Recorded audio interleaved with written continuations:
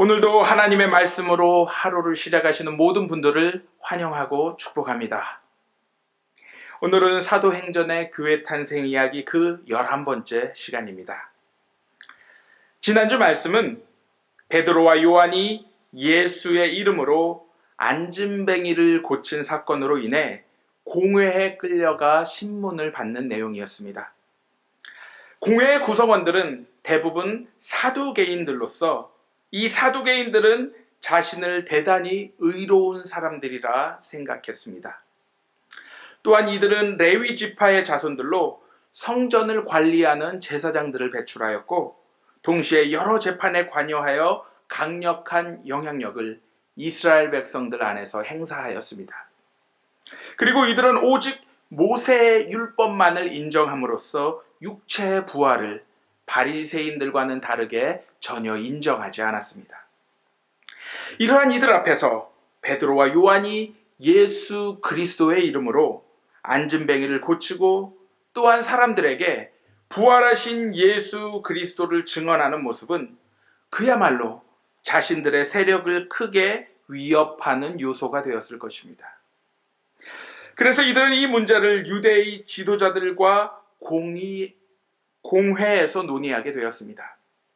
그리고 그 자리에서 그들은 베드로와 요한을 불러놓고 너희는 대체 무슨 권세와 누구의 이름으로 이러한 일을 하였는가 질문하였습니다.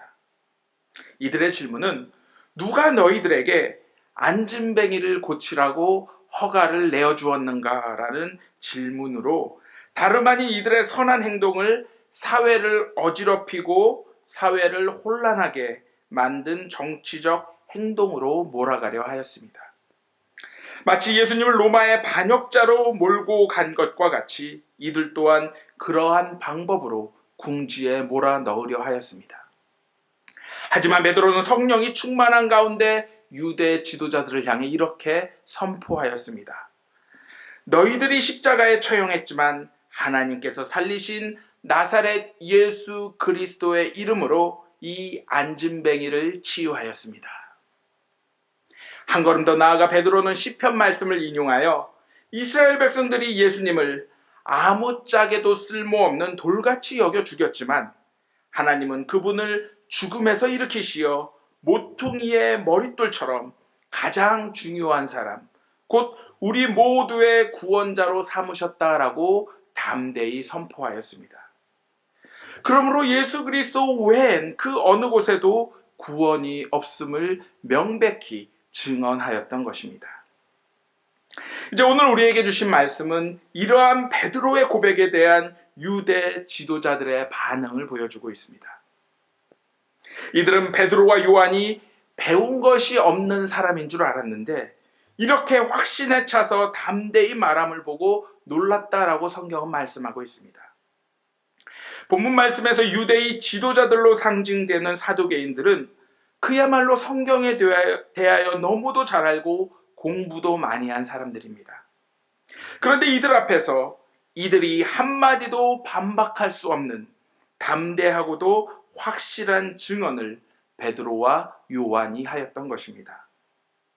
게다가 안진뱅이의 치유를 통해 이들의 모든 증언이 참된 것임을 증명하는 명백한 증거도 그들과 함께 있었습니다. 그렇다면 이들의 이러한 능력은 어디에서 나왔겠습니까? 예수님은 누가복음 21장에서 이러한 예언의 말씀을 하셨습니다. 민족이 일어나 민족을 치고 나라가 일어나 나라를 칠 것이다. 큰 지진이 나고 곳곳에 기근과 역병이 생기고 하늘로부터 무서운 일과 큰 징조가 나타날 것이다. 그러나 이 모든 일이 일어나기에 앞서 사람들이 너희에게 손을 대어 박해하고 너희를 회당과 감옥에 넘겨줄 것이다. 너희는 내 이름 때문에 왕들과 총독들 앞에 끌려나갈 것이다. 그러나 이것이 너희에게는 증언할 기회가 될 것이다. 그러므로 너희는 변호할 말을 미리부터 생각하지 않도록 명심하라. 나는 너희에게 구변과 지혜를 줄 터인데 여러분들에게 반대하는 사람들은 모두 그 지혜에 맞서거나 반박할 수 없을 것이다. 바로 이러한 예언의 말씀이 베드로와 요한을 통해 일어나게 되었던 것입니다.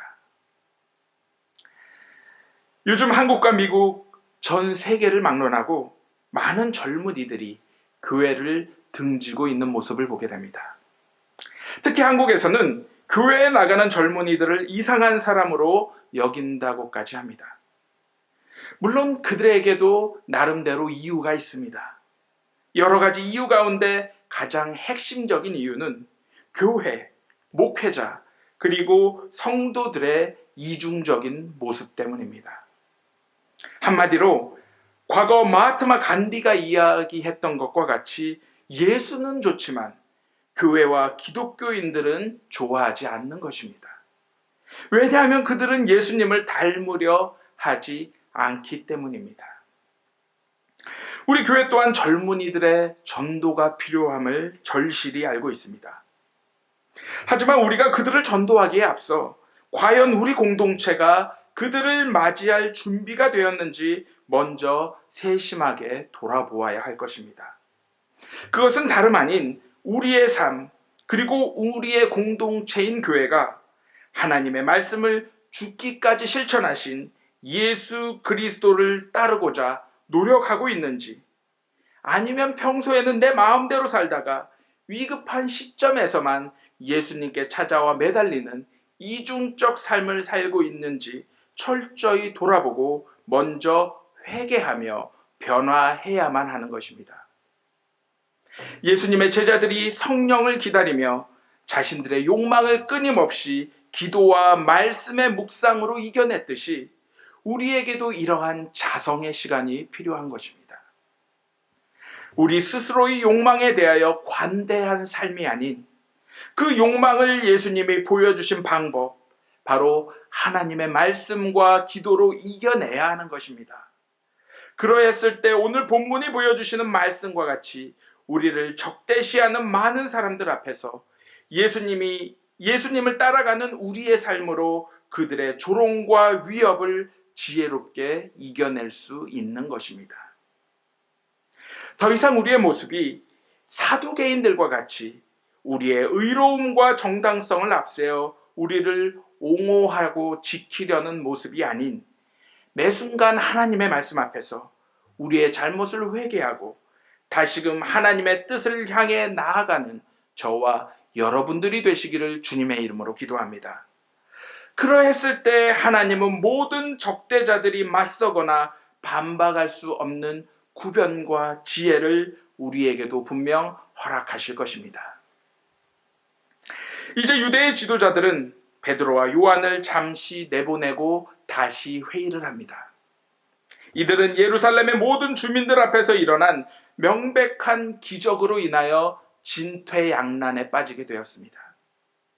바로 부활하신 예수 그리스도의 이름에 힘과 능력이 있음을 이들은 인정할 수밖에 없었습니다.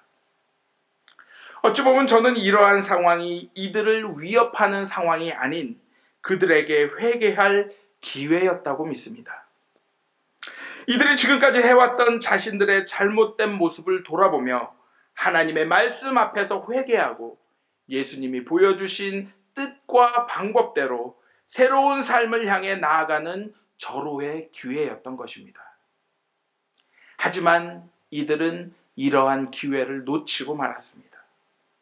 심지어 자신들의 권력과 이익을 지키기 위해 더 큰 죄를 모의하게 되었습니다.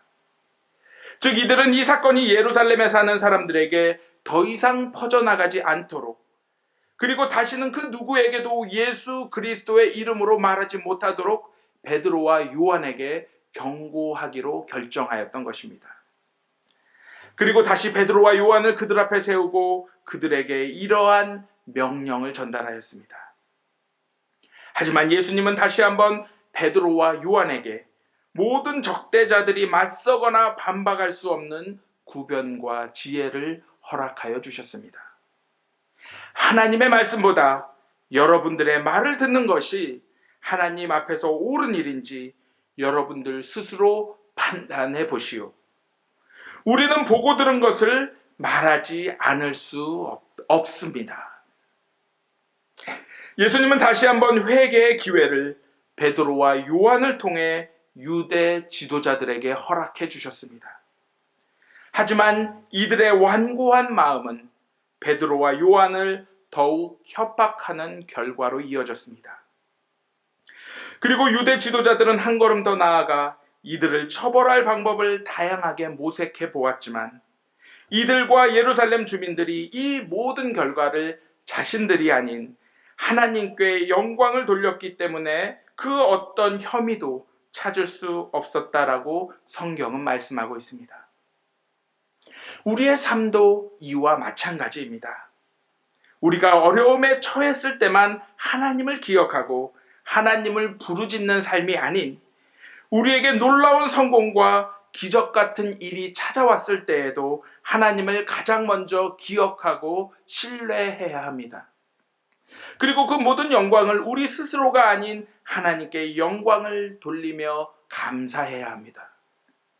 그래야 우리의 삶이 교만해지지 않고 마지막까지 죄의 수렁에 빠지지 않게 되는 것입니다. 성경 말씀을 보면 처음 시작은 하나님과 함께 하였으나 마지막은 하나님과 멀어져 비참한 최후를 맞게 되는 인물들을 여럿 보게 됩니다. 성경은 처음의 시작도 중요하지만 마지막까지 우리의 신앙이 넘어지지 않고 어떻게 지켜지는지가 더 중요한지 늘 강조하고 있습니다. 여러분들 초등학교 수학 시간에 사용하던 각도기를 기억하십니까? 각도기를 보면 처음에 시작 간격이 1도로 아주 미세하게 차이가 나더라도 마지막까지 그 선을 연장해 보면 두 선의 간격이 점차 멀어져 이후에는 도저히 만날 수 없게 됨을 발견하게 됩니다. 하나님과 우리의 사이도 이와 마찬가지입니다.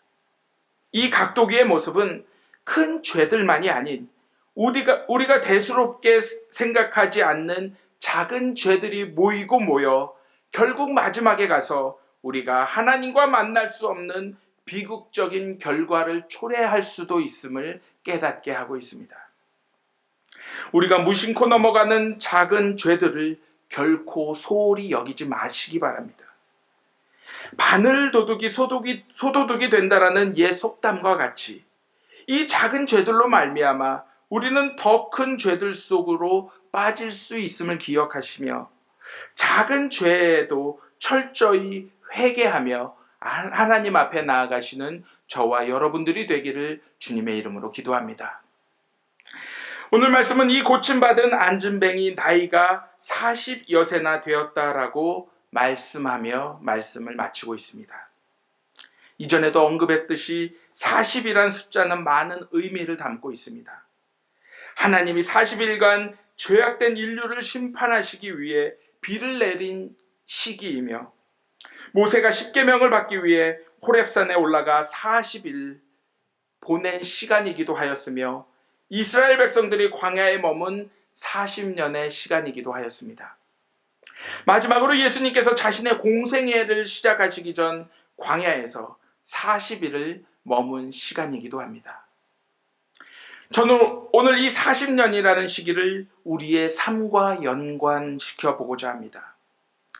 이 사람이 40년이 되도록 안진뱅이로 살다가 치유받은 사건은 모든 사람이 불가능으로만 여겼던 놀라운 일이 예수 그리스도의 이름을 통해 일어나게 되었음을 말씀하고 있습니다. 즉 4일 혹은 4년도 아닌 40년이나 안진뱅이로 살았던 사람이 다시 걷게 되는 일은 불가능한 일이었지만 이러한 일이 오직 예수 그리스도를 통해 가능하게 되었다라는 사실입니다. 우리는 흔히 사람이 쉽게 변하지 않는다고 말을 합니다. 게다가 40년이나 똑같은 방법으로 살아온 사람은 더더욱 변하기가 불가능할 것입니다. 하지만 오늘 말씀은 그럼에도 불구하고 예수 그리스도의 이름으로 우리의 모든 잘못된 모습과 습관들이 능히 변화될 수 있음을 명백히 보여주고 있습니다. 혹시 여러분들 마음에 안진뱅이와 같은 질병이 있으십니까? 고침을 받고 싶지만 너무 오랫동안 그러해왔기 때문에 포기하며 살아가는 잘못된 모습이 있지는 않으십니까? 나의 자녀와 배우자 혹은 다른 믿음의 형제 자매들을 향해 저 사람은 쉽게 변하지 않을 것이다 마음속으로 미리 포기해버리지는 않으셨습니까? 오늘 말씀은 예수 그리스도의 이름으로 능히 나와 나의 주변의 모든 사람들이 변화될 수 있음을 선포하고 있습니다. 오늘 아침 저와 여러분 그리고 예수 그리스도를 자신의 구주로 고백하는 모든 사람들은 예수 그리스도의 이름 안에서 능히 새롭게 거듭날 수 있음을 믿으시기 바랍니다. 그리하여 유혹의 욕심을 따라 썩어져가는 구습을 쫓는 옛사람의 모습을 모두 벗어버리고 오직 심령으로 새롭게 되어 하나님을 따라 의와 진리의 거룩함으로 지으심을 받은 새 사람이 될 수 있는 것입니다. 더 이상 우리의 의를 앞세우며 사두개인들과 같이 자신의 이익만을 지키고자 하는 삶이 아닌 주님의 말씀 앞에서 순종하며 회개하는 겸손한 마음으로 나아가시는 저와 여러분들이 되시기를 다시 한번 예수 그리스도의 이름으로 기도합니다. 그리하여 어떠한 상황 속에서도 주님만을 바라보며 주님만을 두려워하고 오직 주님께 모든 영광을 돌리는 삶을 살아가시기를 주님의 이름으로 기도합니다.